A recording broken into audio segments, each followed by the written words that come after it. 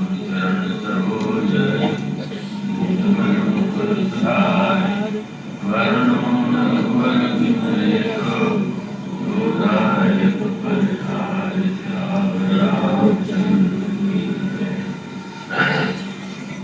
मन संतोष सुनत कपिवानी भगति प्रताप तेज बलसानी आशिक दीन राम प्रिय जाना सात बल शील निधाना अजर अमर गुण निधि सुत हो बहुत रघुनायक जो करहि कृपा सुनि प्रभु वस्तु करहि कृपा सुनि प्रभु वस सुनि काना निर्भर प्रेम मगन हनुमाना बार बार नाय सिपर सीसा बोला वचन जोरि कर कीसा अब सुत कृत्य भयो मैं माता आसिक तो अमोघ विख्याता सुनो माँ तुम ही अतिशय भूखा लाग देख सुंदर फल भूखा सुन सुख करहि विपिन रखवाई परम सुहट रजनी जराई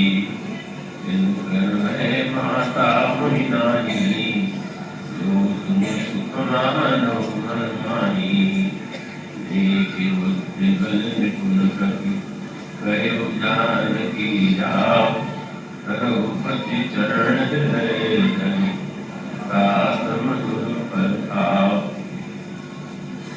भगवान भक्तवत्सल की पावन सन्निधि में इस जनकपुरी के में उपस्थित रसिक भक्त श्रोतागण भावनामयी देवियों, श्री हनुमान जी उनके दिव्य चरित्र का जो विलक्षण पक्ष है, जो कह सकते हैं, और वह गोस्वामी जी ने इस शब्द के द्वारा इसी केवल संकेत किया कि किसी व्यक्ति में अगर एक गुण भी बहुत बड़ी मात्रा में हो तो लोग उसकी पूजा करते हैं, उसे सम्मान देते हैं। किंतु हनुमान जी में कितने गुण हैं, और तब गोस्वामी जी ने पहले तो कुछ गुणों को गिनाने की चेष्टा की। अतुलित धाम वे अतुलित बल के धाम है। दमदम प्रशांत राक्षसों को के बल को जलाने के लिए वो मानो साक्षात अनुरूप है। ज्ञान नामक गणनीय वे ज्ञानियों में अग्रगण्य है, पर ऐसा लगा उनको कि मैं उनके कितने गुणों को गिनाऊं, और उन्होंने एक वाक्य कह करके स्पष्ट कर दिया कि ऐसा कोई गुण ही नहीं है जो हनुमान जी में विद्यमान है। इसलिए कहते सकल गुण निधान, जितने भी गुण हैं उनके आप निधान। और सचमुच श्री हनुमान जी के चरित्र और ये दृष्टि डालें, प्रारंभ से लेकर के इसी यात्रा तक और उसके पश्चात भी भगवान राम के राज्याभिषेक तक, तो उनकी लीलाएं तो उनके गुण तो इतने अद्भुत हैं कि उसको पूरा कर सकना किसी के लिए संभव है। हनुमान जी के जन्म की गाथा आपके सामने चल रही थी, किस तरह से हनुमान जी ने सूर्य को फल मान करके छलांग लगाई और छलांग लगा करके मुख में धारण कर लिया। ऐसा लगा कि अंधकार फैल गया, पर वस्तुतः तत्व यही था, और उस कथा का रहस्य भी इसी में छिपा हुआ है। तो उस समय तो सूर्य ग्रहण होने ही वाला, राहु अपने मुख में राहु आच्छादित कर लेता सूर्य को, तो भी अंधकार हो जाता। और हनुमान जी ने रूप में धारण किया तो कुछ क्षण के लिए ऐसा लगा कि उनके द्वारा भी अंधकार की सृष्टि कर दी गई। और दोनों में महान अंतर, और वो दो महान महान अंतर यह है कि हनुमान जी जब राहु के ग्रास से सूर्य को बचाते हैं तो उनके पूरे चरित्र में आपको वह सूत्र मिलेगा। हनुमान जी महाराज ने जब सुग्रीव की रक्षा की, सुग्रीव की सेवा की, और उस सुग्रीव की सेवा की ही यह परिणति थी कि प्रभु के द्वारा बाली का बल हुआ और सुग्रीव को राज्य मिला। और उसके पश्चात स्वयं प्रभु श्री रामचंद्र का भी जो अवतरण हुआ है, जन्म हुआ है, वह सूर्यवंश में हुआ है। और सूर्यवंश में समर्पण प्रभु श्री रामभद्र के चरित्र में हनुमान जी के द्वारा जैसी अलौकिक अद्भुत अनुपमेय सेवा की गई, उसकी तुलना तो किसी अन्य पात्र से होगी नहीं। तो मानो यहाँ सूत्र यही है कि वस्तुतः हनुमान जी ने और राहु, इन पर आप दो दृष्टियों से विचार कीजिए। राहु की वृत्ति क्या है, राहु क्या है, और वो पौराणिक जो कथाएं आती हैं वो वस्तुतः व्यक्ति के जीवन में उपदेश और संदेश देने के लिए। कथा का मूल स्वरूप संक्षेप में इतना ही है कि देवता और दैत्यों ने मिलकर के समुद्र का मंथन किया, क्योंकि वे अमृत पाना चाहते थे, अमृत पीना चाहते थे। और उसके पश्चात दैत्यों को यदि अमृत मिल जाए तो निश्चित रूप से वे वैसे भी देवताओं की अपेक्षा अधिक शक्तिशाली और अमृत पी करके वे शक्ति प्राप्त करेंगे और वो संसार को पीड़ित करेंगे। इसलिए भगवान यह संकल्प लेते हैं, भगवान यह सोचते हैं कि दैत्यों को अमृत नहीं मिलना चाहिए। समुद्र में से अनेक वस्तुएं निकली, 14 रत्न निकले, और अंत में जब अमृत का पात्र ले लिए जल सामने आए तो दैत्य इतनी जागृत हुई और उन्होंने यही सोचा कि हम छीन करके स्वयं ही अमृत पी जाए। देवताओं ने भी प्रयास किया। फूलों की कथाएं जो हरिद्वार प्रयागराज में होती है, वहां पर भी एक संकेत बड़ी ठीक इससे भिन्न है कि देवता उस अमृत कुंभ को लेकर के भागते हैं और उसकी बूंदें छलक करके जहां जहां गिरी, उन्हीं तीर्थों में समय समय पर कुंभ का तीर्थ मनाते हैं और उसके द्वारा उस समय संत एकत्र होते हैं। तीर्थ यात्री जाकर के तीर्थ जल में स्नान करते हैं और धन्यता प्राप्त करते हैं। पर अंततोगत्वा देवताओं और दैत्यों के इस संघर्ष में जब भगवान ने निर्णायक बनने के लिए दैत्यों के समक्ष प्रस्ताव रखा तो दैत्य भगवान पर तो विश्वास करते ही नहीं। उन्होंने कहा कि नहीं, तुम तो देवताओं के पक्षपाती हो, हम तुमको कैसे मध्यस्थ बना सकते हैं। पर मायानाथ की अद्भुत लीला और उन्होंने मोहिनी का रूप बनाया और वह सौंदर्य इतना अनोखा था, अद्भुत था, जो सुंदरता को देखते ही दैत्य मोहित होते और वो बिना मांगे ही अमृत का कुंभ मोहिनी के हाथ में दे देते हैं। उन्हें लगता है कि इस अमृत का वितरण मोहिनी के द्वारा हो तो उसमें तो अमृत तो स्वादिष्ट होता ही है, पर मोहिनी जैसी सुंदरी जब अमृत बांटे तो उसके आनंद का क्या कहते हैं। ये दैत्य वृत्ति है। भगवान के वास्तविक रूप पर विश्वास नहीं है, पर माया के रूप में, माया रूप पर उन्हें विश्वास है। और ऐसी स्थिति में देवता और दैत्य दोनों पंक्ति में बैठ जाते हैं। भगवान मोहिनी के रूप में कहते हैं, आप लोग अलग अलग पंक्तियों में बैठ जाइए और मैं वितरण करूंगी। और उस समय दैत्यों में अनोखी संकेत आती है। राहु नाम का दैत्य था और यह राहु जो है इसकी दृष्टि बड़ी गहरी थी। उसने ये समझ लिया कि मोहिनी के रूप में भगवान ही है, केवल लग रहा है कि ये कोई बड़ी सुंदरी नारी है। और तब उसको समझ में आ गया कि जब इनके द्वारा अमृत मिलेगा तो देवताओं को मिलेगा, दैत्यों को नहीं मिलेगा। और उसने सोचा कि मुझे तो अमृत पाना है। एक तो यह हो सकता था कि वो सारे दैत्यों से कह देता कि सावधान हो जाओ, और उसने कहा कि लोगों को बताने और समझाने के फेर में कि हम भी अमृत से वंचित न रहना, ये जाए भाड़ में, हमें तो अमृत मिले।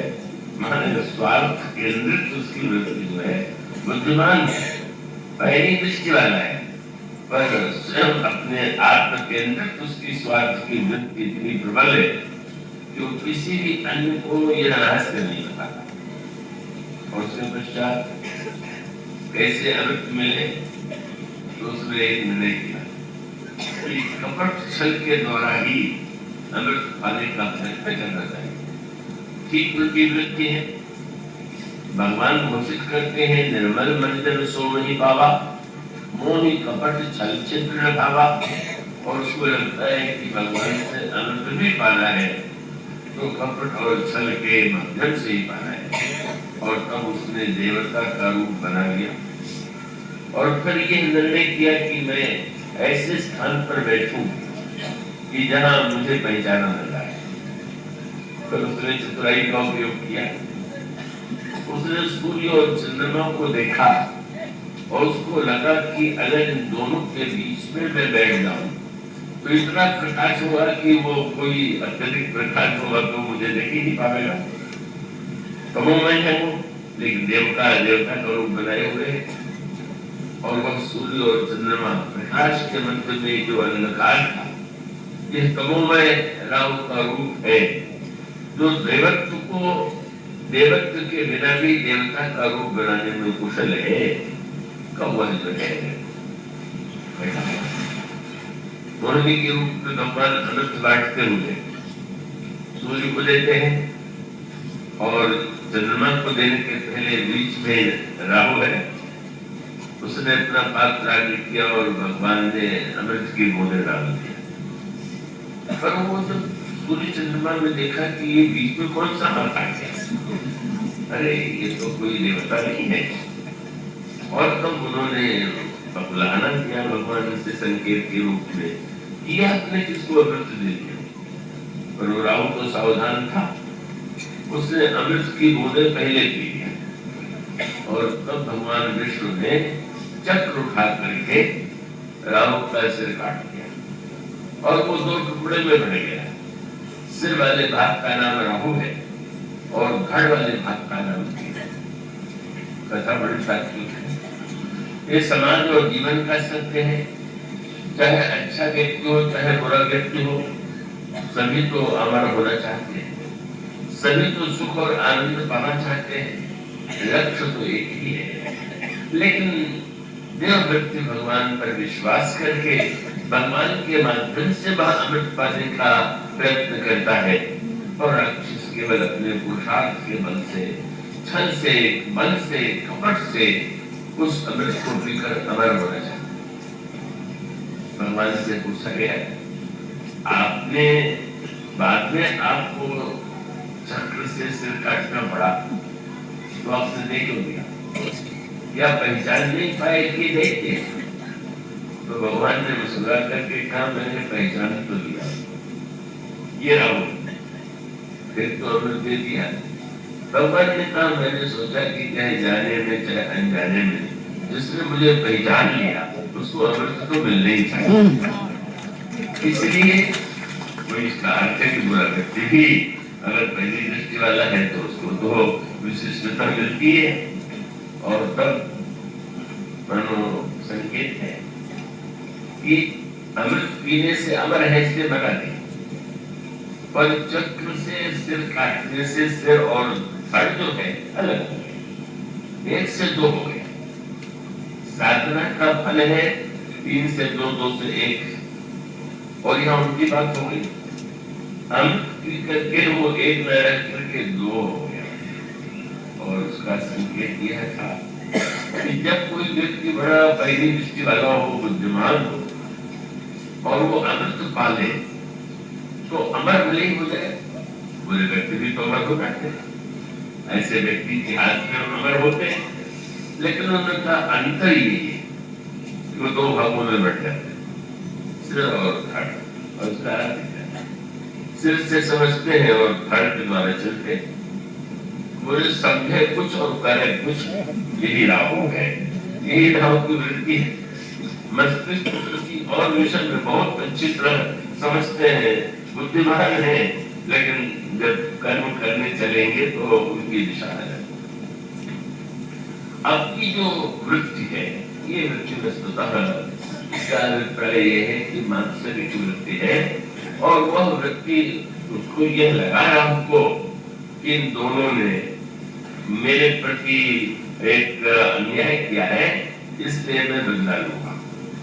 और बदला लेने का उपाय है कि भले ही मैं सदा के लिए नहीं, पर वो विशेष अवसर पर मैं इनको अंधकार में राहु को वह बना देता है। तो संकेत इसका और अनोखा है। उस पर पहली दृष्टि से जा रहे हैं तो ये मानते हैं कि राहु तो काला है, और केतु जो है वो बड़ा प्रकाश है। वो उच्छल तारे के रूप में इन प्रसंगों को आप विज्ञान के संदर्भ में न देख करके, अध्यात्म विज्ञान के संदर्भ में देख करके ही उसको सही अर्थों में ले सकते। राहु के रूप में वो अंधेरा, राहु के रूप में वह काला है, और केतु के रूप में बड़ा चमकीला। उच्छल तारा आपने देखा होगा, आजकल भी लोगों ने पढ़ा, जो प्रातःकाल देखा जा सकता है, दिखाई दे रहा है, इतनी ज्वालायमान प्रकाश में उसका संकेत क्या है कि बुरा व्यक्ति अंधकार के रूप में भी दुखदायी, और कहते हैं उच्छल तारा का उदय जो है वो बहुत अशुभ है, और इसका अभिप्राय है कि बुरा व्यक्ति जब चमकने लगे तो और दुखदायी। अच्छा व्यक्ति अंधेरे में बुरा रहे तो भी दुखदायी, और कहीं चमकने लगे तो वहां दुखदायी।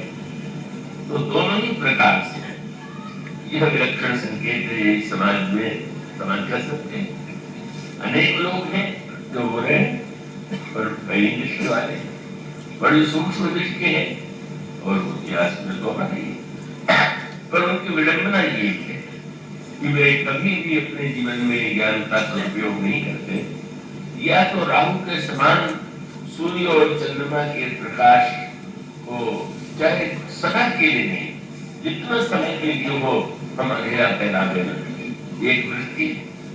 और दूसरी वृत्ति के है कि अपने प्रकाश के द्वारा ही लोगों को अशुभ का तथा प्रसिद्ध दुष्ट उदय, गोस्वामी जी ने ये जो बयान की, दुष्ट उदय जग आरत के हेतु यथा प्रसिद्ध अधम ग्रह हेतु। और इस वृत्ति वाला ये जो राहु है, प्रकाश में ज्ञान में सूर्य को ग्रास करने की चेष्टा करता है।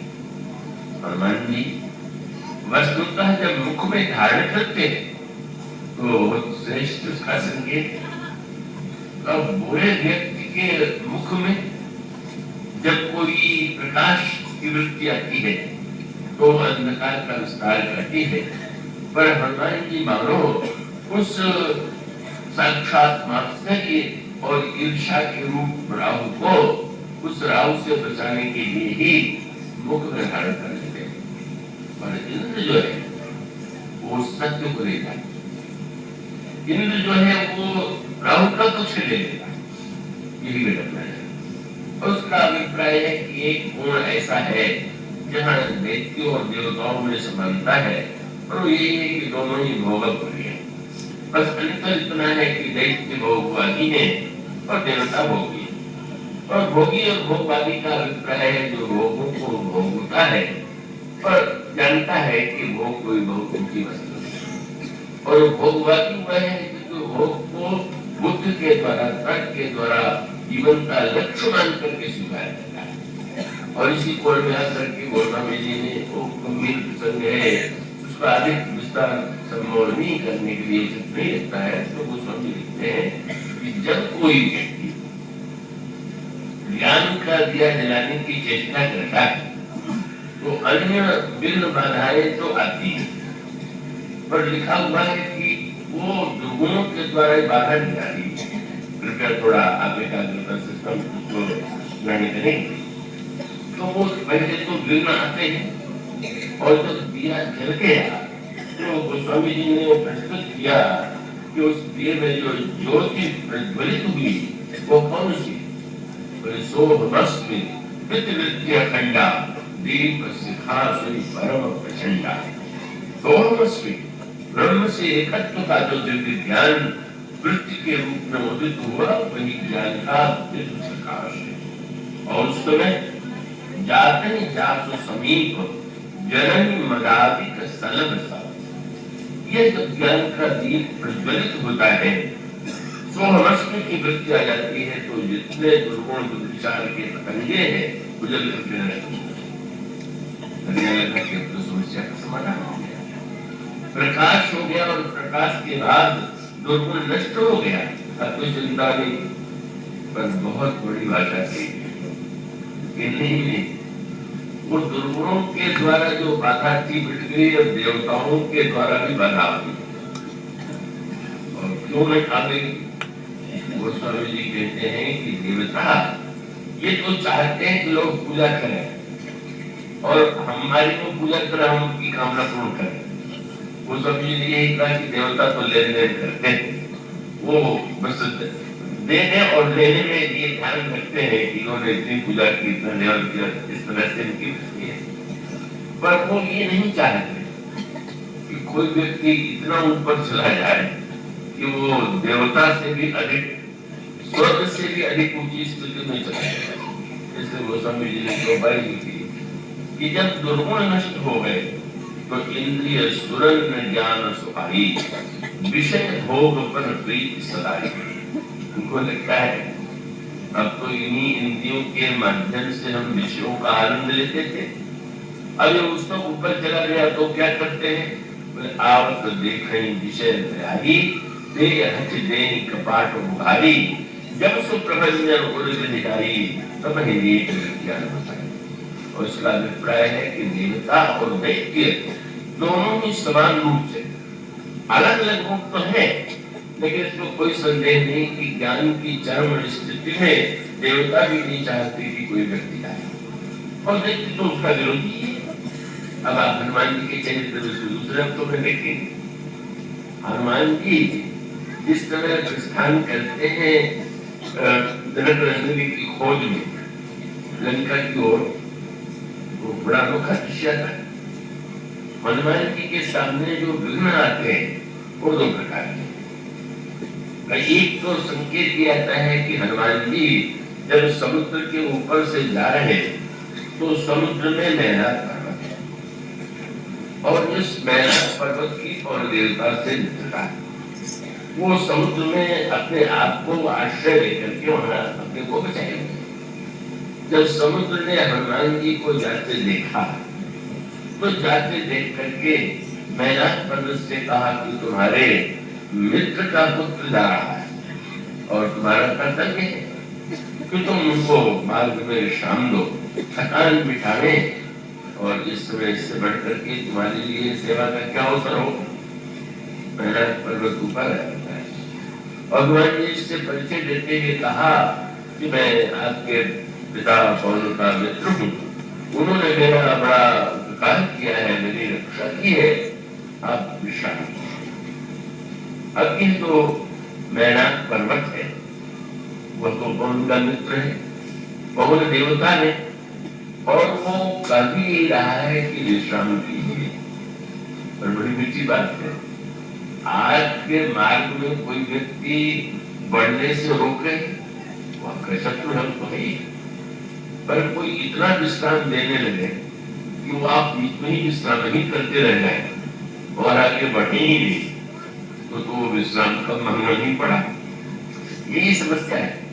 माने देवता दैत्य की जो बाधा है वो दूसरे प्रकार की, और देवता की बाधा जो है वो दूसरे प्रकार की है। इसका अभिप्राय है जैसे कहा गया है कि काम का धनुष और बाण दोनों फूल का, बड़े मीठा संकेत है। कोई व्यक्ति आपके ऊपर लोहे का बाण चलाने तक तो आपको चोट लगेगी, पर फूल की बढ़िया माला पहना है तो कितना अच्छा लगता है। फिर थोड़ी लगता है कि इस माला में भी कोई डर है। उसका अभिप्राय यही पर व्यक्ति थोड़ा पहचानने में भ्रमित हो जाता है। मानो काम का जो आक्रमण है वो कोई तलवार से आक्रमण थोड़ी करता है, तीर से थोड़ी करता है। वो तो बसंत की सृष्टि करता है, चारों ओर प्रकृति में आनंद का संचार करता है, और फूल के बाण और जिस पुष्प के धनुष पर वह चलाता है, कौन सम्मोहित नहीं हो जाता। हनुमान जी के सामने जो पहला वो विघ्न आता है, उसको विघ्न के रूप में पहचानना हनुमान जी जैसे महानतम भक्त के लिए संभव, महानतम विरागी के लिए संभव है। कोई जा रहा हो और मार्ग में कहीं यात्रा करने जा रहा हो और एक लंबी मात्रा में सोना मिल जाए, तो सोचेंगे कि घर से दूर जाने की दिक्कत, क्या बढ़िया भाग्य खुल गया कि हम सोना मिल गया, आगे क्या जाए।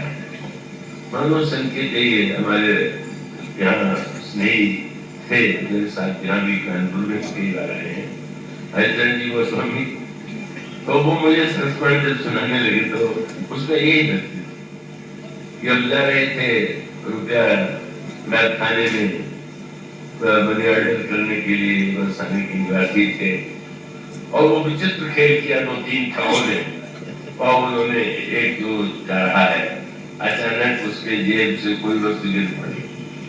अब देख रहे हैं कि गिरी और दूसरा व्यक्ति आया और चुपचाप उसको उठाने लगा, और उनके सामने बिल्कुल मत बता, और फिर ऐसा लगा कि वो गिर गया। उसने कहा देखा तो सोने का बहुत बड़ा डला है, अब तो इतने प्रसन्न हुए। उसने कहा कि भाई हमने तुम्हें बंटवारा होना चाहिए, तो ऐसा करो कि 2 रुपया दे दो और सोने का तुम दे जाओ, उसका बंटवारा काट के कैसे करें। और वो जितना रुपया था उतने में वो संतुष्ट हो गया। मनी ऑर्डर करने जा रहे थे और फिर मनी ऑर्डर किया किसको, सोना लेकर के वापस आ गए, और बड़े प्रसन्न देख करके जहाँ ठहरते थे वहाँ किसी खानी के जो गुस्सा बनाए बड़े प्रसन्न है, तो हंस करके कहा कि आज तो बड़ा लाभ हुआ। तो सेठानी उस वहाँ के इस कला से परिचित थी, उनका बड़ा जिक्र हमारे क्या होगा। और जब पता लगाएगा तो पता चला कि ये तो सोना नहीं था, वो तो केवल 2 ठोकों का एक अपनी कला थी। मनुष्य कभी कभी नकली सोने में फंस जाता है, असली सोना सामने आ जाए तब तो उसको छोड़ करके उससे आगे बढ़ना बहुत कम लोगों के लिए संभव है। कहते हैं ना, वो महात्मा जी सोना बनाना जानते थे, बहुत बढ़िया गुण है क्या। सोना बना लेना, अगर मान लीजिए कोई सोना बना सकता हो तो बनाने को बहुत ऐसी वस्तु तो नहीं है। उसका अर्थ ये हुआ कि मान लीजिए कोई ऐसी साधना कर रहा हो जिसमें स्वर्ण की सिद्धि हो जाए, तो स्वयं स्वर्ण की सिद्धि तो कोई बहुत श्रेष्ठ लक्षण नहीं है। हनुमान जी के सामने तो सोने का 10 किलो नहीं, एक पूरा पर्वत था, कहते बनाया पर्वत सोने का, और वो हनुमान जी से कह रहे हैं कि विश्राम कर लीजिए। पर हनुमान जी जानते हैं पिताजी के मित्र तो हैं, लेकिन स्वयं बेचारे डर के हमारे समुद्र में छिपे रहते हैं। जिसको स्वयं विश्राम नहीं मिला वो हमें विश्राम देने का निमंत्रण दे रहा है। इसलिए पढ़ करके ना समझी क्या होगी। संसार में अधिकांश लोग भी बताइए जो उनके पास नहीं है वो दूसरों को देने की बात करते। और तब हनुमान जी ने बड़ी विनम्रता से हनुमान जी ने स्वर्ण पर्वत का स्पर्श किया। हनुमान ने परसा कर पुलकीन प्रणाम, राम काज के बिना मोहि कहा विश्राम। बिना क्या भगवान राम का कार्य किए किसी को विश्राम मिल सकता है? प्रणाम है, आपने मेरे सत्कार की भावना रखी, मैं एकदम पिता के मित्र होने के नाते आप पूज्य हैं। विश्राम बस मानो जीवन का लक्ष्य विश्राम है। तो एक विश्राम वो है कि जो मार्ग में व्यक्ति थकान के बाद मिटाने की चेष्टा करता है, और कभी कभी विश्राम का आनंद इतना बढ़ जाता है कि वही रुक जाता है। और जिसके जीवन में एक महानतम लक्ष्य है उसको स्वर्ण पर्वत अपनी ओर आकृष्ट नहीं कर पाया, समुद्र का निमंत्रण अपनी ओर आकृष्ट नहीं कर पाया। यह बाधा दैत्यों वाली नहीं, ये अपने परिचितों मित्रों और देवत्वों की दृष्टि से आने वाली बाधा है। और उसके बाद फिर हनुमान जी चले। हनुमान जी ने जब ये कहा कि माँ मैं अतिशय भूखा हूँ, तो माँ ने आश्चर्य से देखा, क्या तुम्हें और कोई भोजन कराने वाला नहीं मिला है? और माँ जी ने कहा मिले तो कई, पर खाने वाले मिले खिलाने वाले। पर खाने वालों में दोनों तरह है, राक्षस रावण लंका के दृष्टि वाले और देवता देवताओं की ओर। उस समय अचानक हनुमान जी ने देखा एक विशाल सर्पणी मुख फैलाए खड़ी। ये कौन थी? उस समय का सुरसा नाम अहिन के माता बैठेंगी आई कही थी माता।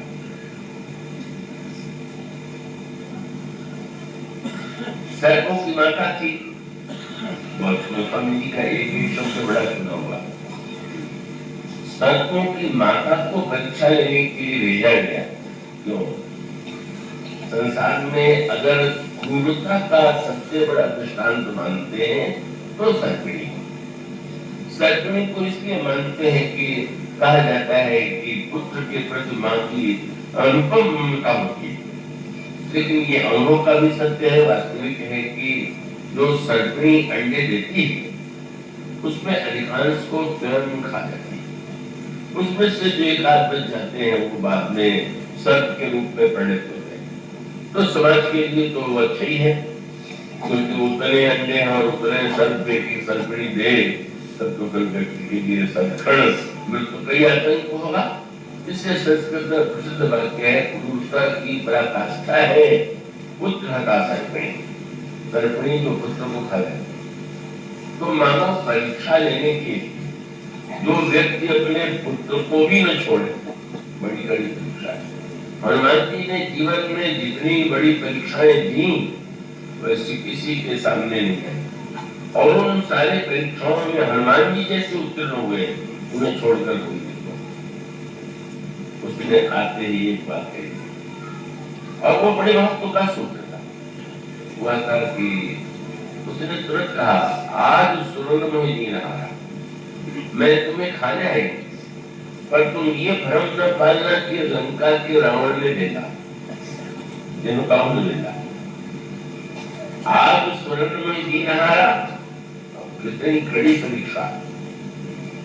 मानो उसका अभिप्राय यह है कि जब तुम समुद्र के ऊपर से जा रहे हो तो गोस्वामी जी में कहते हैं देह का जो अभिमान है वही समुद्र है, और अन्य बंदर जो है उस समुद्र को पार करने में समर्थ नहीं। देह का अभिमान व्यक्ति कोई निर्णय होता है जो उस देह के अभिमान से ऊपर उठता है, और हनुमान जी ऊपर उठे, इसीलिए जब वो जा रहे हैं तो समुद्र के ऊपर से जा रहे हैं। अब बड़ी सूक्ष्म परीक्षा हो गई।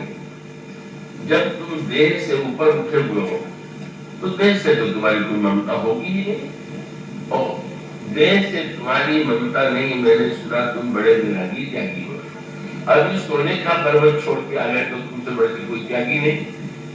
जब तुम इतने बड़े त्यागी हो तो मेरे लिए शरीर का त्याग कर दो तो त्याग ही तो होगा। मैं तुम्हें खा लूंगी, तुम्हें शरीर में कोई मात्र बुद्धि नहीं।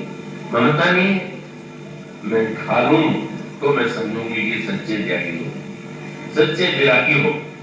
और अगर तुम बचाने की चेष्टा करते हो जिसका अर्थ है तुम्हारे देह में ममता, ये साधक के सामने बड़ी जटिल स्थिति हो। अब अगर हनुमान जी में उससे प्रमाण पत्र पाने की इच्छा होती है, प्रमाण पत्र किससे?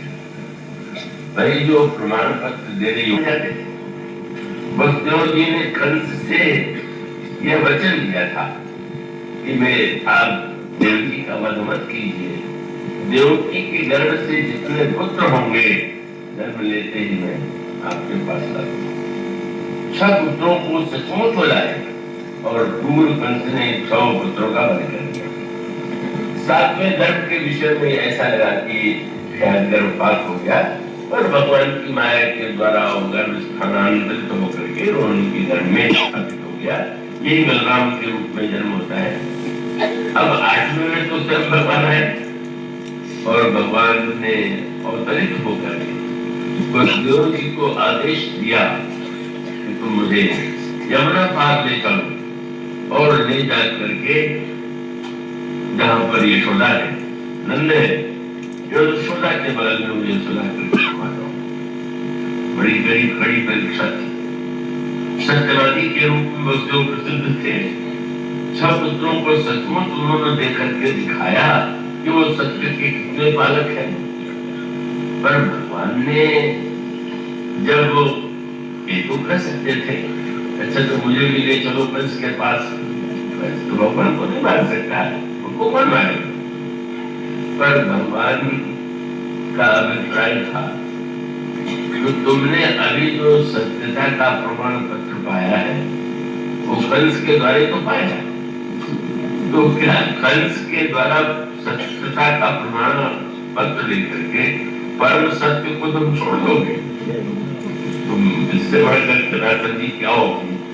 कंस तुम्हें प्रमाण पत्र दे कि हाँ वसुदेव बड़े बुरे लोग तुम्हारे से स्वार्थी होंगे कि उनकी इच्छा कोई पूर्ति कर दे तो आप बहुत अच्छे। मानो भगवान ने कहा तुम इस मिथ्या अपने मोह से मुक्त कर लो, क्या करके सत्यवादी करो। कंस तुम्हें सत्यवादी कर करके केवल क्रूरता का ही उपयोग करने की चेष्टा करेगा। मानो भगवान ने धर्म का वास्तविक तत्व प्रकट कर दिया और यही धर्म का जो सूक्ष्म तत्व है वो बहुत से व्यक्ति नहीं समझ पाते। इसलिए कमानो संकेत के रूप में जो प्रसंग है वह हनुमान जी के सामने सुरसा मानो ये कहना चाहती है कि तो मैं तुम्हें खाऊं और तुम्हें कोई कष्ट न हो, शरीर दे दो तो तुम विरागी और त्यागी, और अगर तुम नहीं करते हो तो तुम काहे के त्यागी, विरागी और त्यागी। अब हनुमान जी सुरसा का प्रमाण पत्र चाहते तो भले ऐसा कर देते, पर हनुमान जी ने तुरंत वही बात है। त्यागी और विरागी का अर्थ यह नहीं है कि व्यक्ति अनावश्यक रूप से अपने शरीर को नष्ट कर दे। शरीर के प्रति मोह होना न होना औसत है और अनेक घटनाएं होती हैं जिसमें लोग आत्महत्या कर देते हैं। तो जो डर के बारे, कायरता के बारे शरीर नष्ट कर दे रहा है तो वीर रहेगा, तो घबराहट में कायरता के कारण अपने मस्तिष्क का संतुलन खो देता है। तो असंतुलित व्यक्ति के द्वारा जो शरीर वो ये थोड़ी कह के प्रशंसा करेंगे कि उसने शरीर का दान दिया, तो मैं वो आत्महत्या करके अपनी कायरता की मृत्यु को भ्रम करता है। हनुमान जी और यही सत्य त्याग का प्रदर्शन या विरागी कहलाने की इच्छा अगर जीवन में किसी के है तो निश्चित रूप से वो सही साधक थी। हनुमान जी ने कहा कि देखिए मैं जानता हूं कि शरीर नाशमान है, शरीर एक न एक दिन मृत्यु का ग्रास बनता है, लेकिन शरीर एक लक्ष्य के लिए मिला हुआ है और उस लक्ष्य की पूर्ति को रख करके हम जब शरीर की रक्षा करते हैं तो ये साधना का तत्व है और केवल प्रदर्शन के लिए त्यागी और विरागी कहलाने के लिए वो गंगा था आपने सुनी होगी किसी को लोग कहने लगे बड़े त्यागी हैं तो संन्यास ले ही लेंगे, तो सोचने लगे कि ले ही ले लिया संन्यास। और फिर वो गांव के बाहर जो है का मेरे पर सिर रख करके लेट गए। दर्शन की वृत्ति नहीं होगी। उधर से गांव की स्त्रियां जा रही थी और उन्होंने व्यंग करते हुए कहा, घर छोड़ तो दिया, संन्यास ले लिया, पर तकिए की आदत नहीं गई। मेरे पर सिर लगा करके तकिए की आदत को नहीं छोड़ पाए। अब क्या करें? अब आलोचना हुई तो अच्छा बहुत सिर हटा दे मेरे से तो मान लेंगे कि नहीं हम सच्चे सन्यासी चाहिए। तो मेरे छोड़ दिया, बराबरी से कहते तो भी लेते रहे और लौटी तो उनको आशा थी कि वो कहेंगे कि नहीं महाराज चंगे हो गए। और वो स्त्रियों ने देख करके कहा, देखो कितना दौड़ी, जरा सा कह दिया तो बस और करके दिखावा करा। जो तो दिखावे के जो करेगा उससे तो लोग यानी क्या कराएंगे। इसलिए हनुमान जी ने कहा कि ना, सरकार भूषण जी से अर्जुन ने पूछा कि शरीर का तो महत्व नहीं है, आप शरीर का त्याग नहीं करते, आप तो नहीं शरीर का परित्याग कर देते। तो उन्होंने ये कहा कि तनु बिन वेद भजन नहीं करना। अंत में भजन और साधन सेवा भी तो शरीर के द्वारा होती है। और इसलिए तन नहीं इच्छा करना, तो तनु बिन वेद भजन नहीं करना। और ताते यह तर मोहि प्रिय भैव राम पद देह, निज प्रभु दर्शन पायूं भैव स्कंदन देह। इसी शरीर के द्वारा तो हमें प्रभु का दर्शन हुआ, प्रभु की क्रीड़ा का पात्र बनने का सौभाग्य मिला। मैं क्यों शरीर को छोड़ूं? हनुमान जी ने कहा, मैं एक लक्ष्य लेके आगे चला। और लक्ष्य क्या है? बस राम कार्य करें, फिर मैं आऊं और सीता के सुधी प्रभु में सुनाऊं। बस दो कार्य, बस तब तो बदल पैठी हो आई, फिर मैं तुम्हारे मुंह में आके बैठ जाऊंगा, तुम वजन कर देना। लक्ष्य पूरा हो गया तो शरीर चला भी जाए तो क्या व्यक्ति का इतना उससे मोह तो होना चाहिए।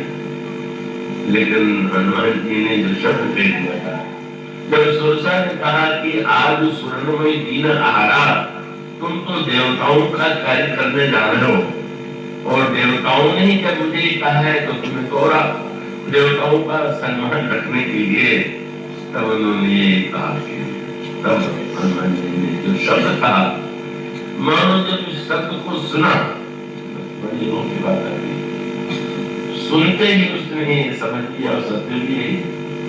उसने कहा जब राम का कार्य कर लेगा तो मेरे मुंह में कहाँ समाएगा, इतना बड़ा हो जाएगा कि मेरे मुंह में तो समाएगा नहीं, इसी को तो रवि कहूं। उसका अर्थ साधक को भले ही विघ्न खा जाए और जो सिद्ध हो गया तो विघ्न से ब्रह्म से ककार हो गया, उसे कौन समाप्त कर सकता है।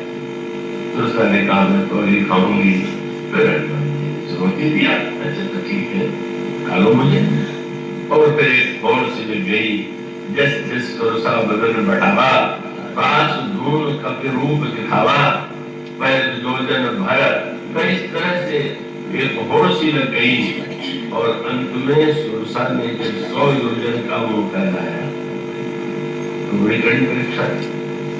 हनुमान जी 200 योजन के बन सकते थे, वो 200 योजन क्या, वो तो चाहे अपने शरीर का जितना विस्तार कर सकते, लेकिन हनुमान जी की महानता ही, अगर ये होड़ अभिमान का होता तो मरो मैं भी मरो, बड़प्पन की होड़ होती तो हनुमान जी 200 योजन के हो जाते। पर परीक्षा यह लेने सुरसा आई थी कि लंका 100 योजन की और मेरा मुंह 100 योजन का, देखें क्या करता। अब 100 योजन के नगर में बैठने के लिए अगर कोई 200 योजन का बन जाए तो उससे बढ़ के ना समझ कौन होगा, तो कुछ ही नहीं पाएगा। तो इसलिए वो तो हनुमान जी ने जो देखा 100 योजन का, हनुमान तो था नहीं, बस 7 योजन थी आनंद की ना अति लघु रूप। स्वामी जी का शब्द बड़ा दुखा है, लघु और अति लघु में क्या अंतर है?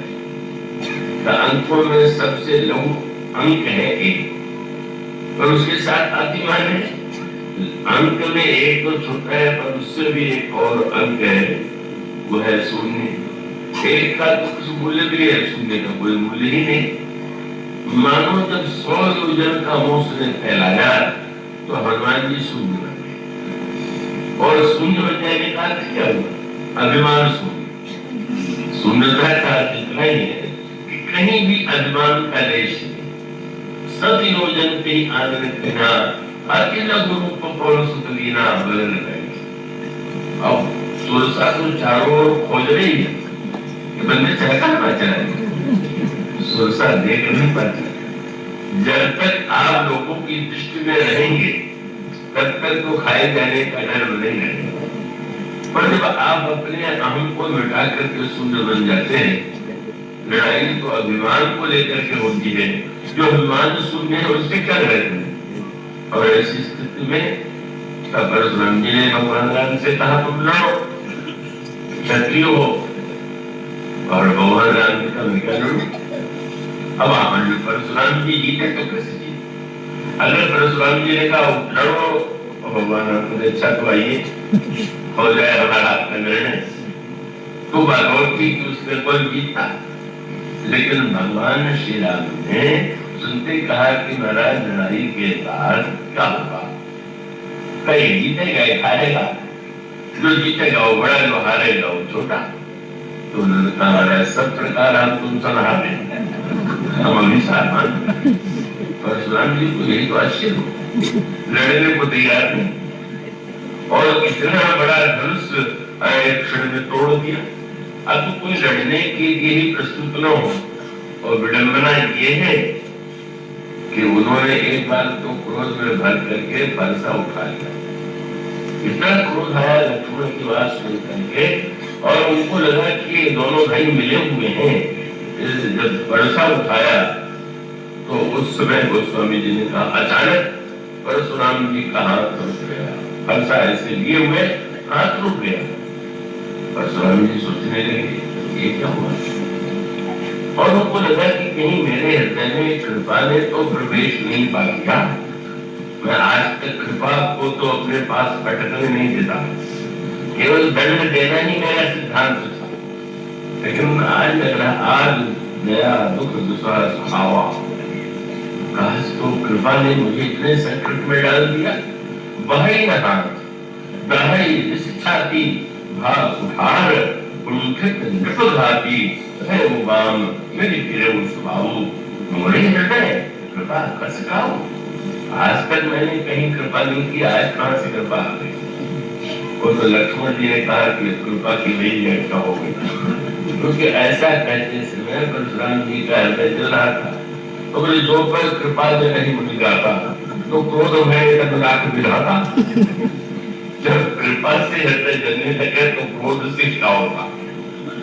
और तब मनुष्य संकेत दिया कि वो सत्य मानो लक्ष्मण को हंसी आ गई। इसका अर्थ है कि आपसे पहले आपके परसे ने हम दोनों को पहचान लिया। अगर आप श्री राम का सिर काटना चाहें तो आपको तो पता होनी चाहिए कि ज्ञान अखंड एक सीतावर, ब्रह्म तो अखंड है, और अखंड खंड अगर कट जाए तो अखंड कैसे हो, तो कटेगा नहीं।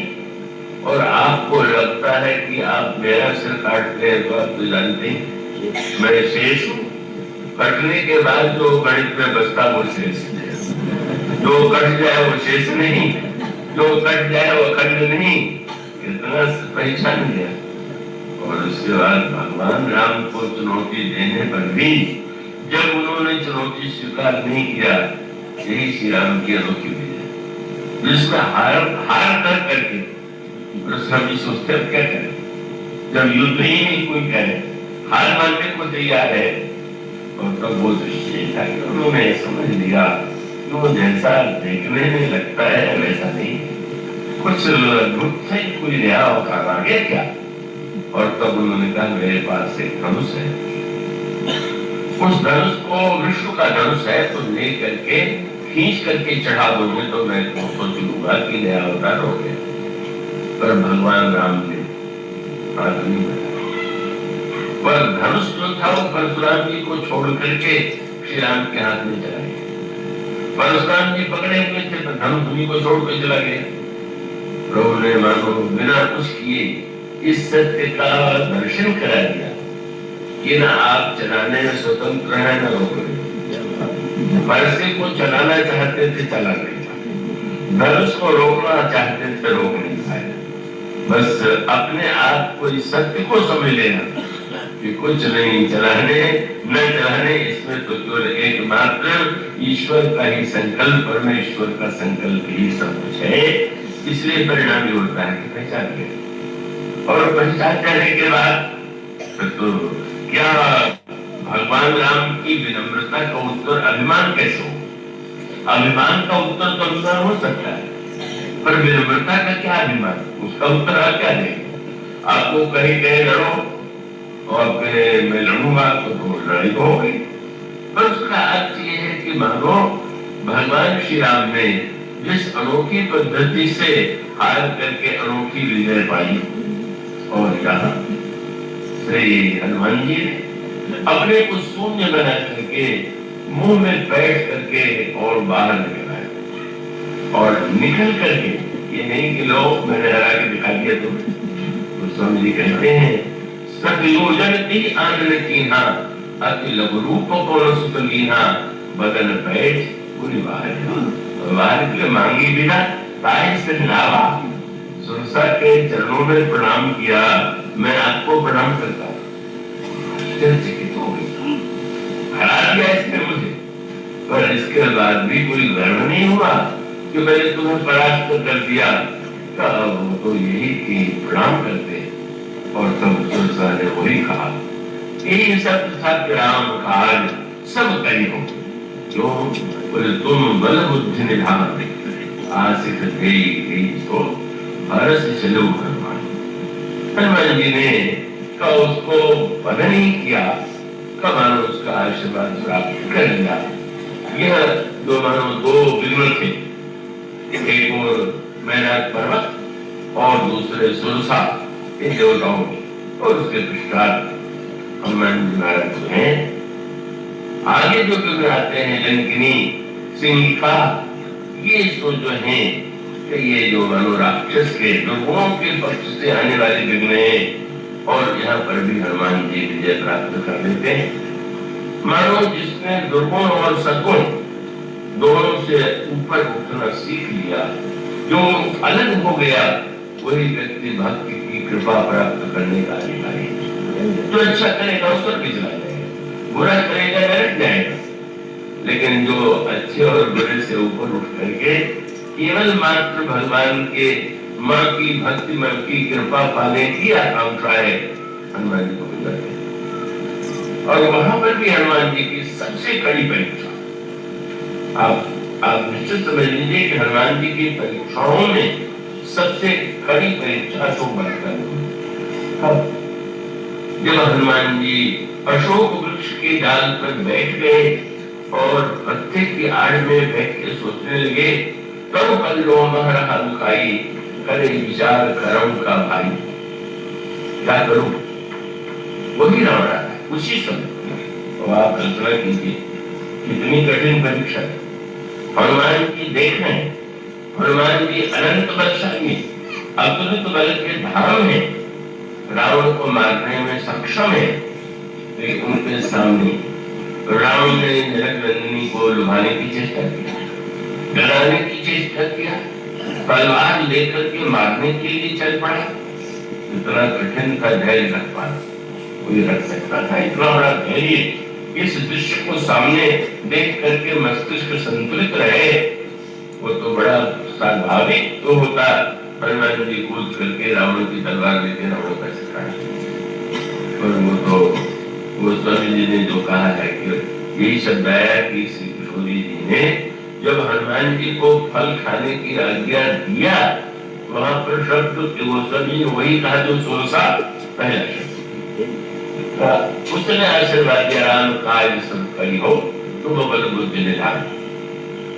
और माँ ने भी जब हनुमान जी को फल खाने की आज्ञा दिया, तो जब हनुमान जी ने कहा दिनकर भय माता मगिनाही, जो तुम सुख मानो मन माही, कुल देख बुद्धि बल निपुण कर। कहो जानकी का यह जो विवेक का धैर्य है हनुमान जी में अनंत शौर्य होते हुए भी नहीं है। वो धैर्य पूर्वक इतना धैर्य, इतनी कठिन परीक्षा थी। हनुमान जी सारा दृश्य देखते रहे और बाद में तो जब लौटे तो प्रभु ने हनुमान जी की प्रशंसा किया, तो तुम तो धन्य हो, तुमने कितने बड़े बड़े कार्य किए। पर हनुमान जी ने कहा मैं उपदेश देने गया ऐसा देख के देखा है, पर लंका जाकर के तो मैं उपदेश लेके लौटा। क्या रावण ने तलवार निकाल लिया, मारने के लिए चल पड़ा, तो ये तो बड़ा स्वाभाविक था कि मैं उतर करके तलवार लेकर रावण का सिर काट देता। लेकिन तब मुझे ये गर्व अवश्य होता कि कैसे अच्छे समय में आया कि मैंने विपत्ति से जनक नंदिनी को बचा लिया। मैं न होता तो कौन बचाता। लेकिन प्रभु आपकी लीला मैंने देखी। वह दृश्य जब मैंने देखा कि मेरे कूदने की बात दूर थी, मंदोदरी ने आगे बढ़ करके रावण का हाथ पकड़ लिया, तो मैं गदगद हो गया। प्रभु आप जिससे जो चाहे काम ले सकते हैं। अब आपने मंदोदरी से ही कार्य ले लिया जो मैं करता। रावण की उपलब्धि थी, उसको तो प्रसन्न होना चाहिए था कि रावण कह रहा है कि मंदोदरी सब तुम्हारी सेवा में दासी रहेंगे। उसको तो सोचना चाहिए था कि सिर काट ले तो चलो ये हमारे लिए बड़ा अभिशाप है कि दासी बनना पड़ेगा। लेकिन उसी ने बचा लिया। हनुमान जी ने कहा पूरी यात्रा में मुझे प्रतिक्षण यही अनुभव हुआ कि व्यक्ति को गर्व करने का कोई अधिकार नहीं। और इसीलिए रावण की सभा में मैं जब गया तो भर के गया। कोई खुला हुआ व्यक्ति सोचता है चाहे जो कर सकता, बंधा हुआ व्यक्ति सोचता है मैं क्या कर सकता हूँ। हनुमान जी बने हुए। रावण ने क्रोध में आकर के कहा बंदर को मार डालो। हनुमान जी ने कोई प्रयास नहीं किया, मैं तो बंधा हुआ।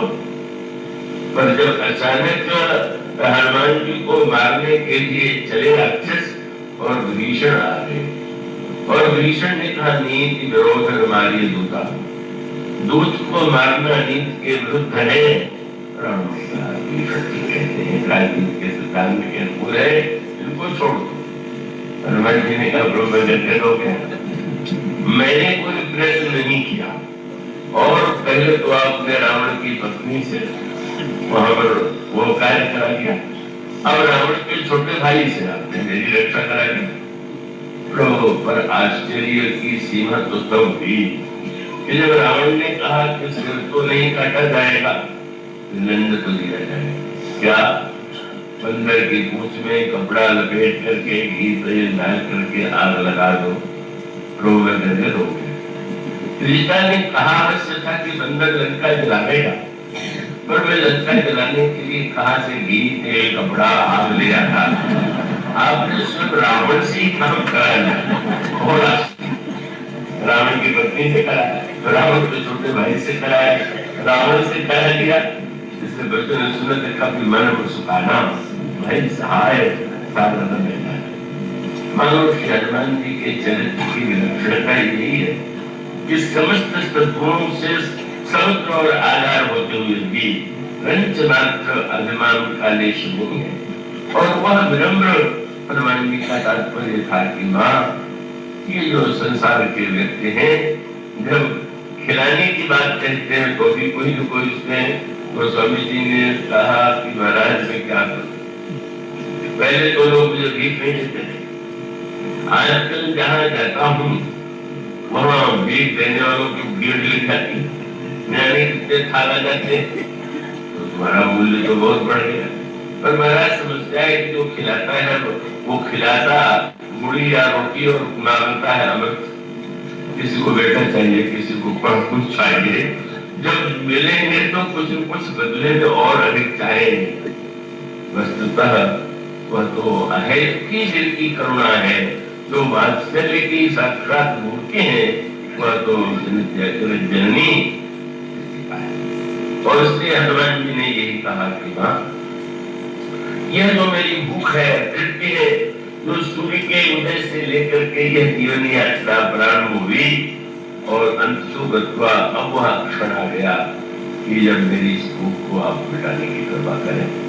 माँ ने किस तरह आदेश दिया और किस तरह से भूख मिटी है और उसका क्या फल इसकी चर्चा करें। बोलिए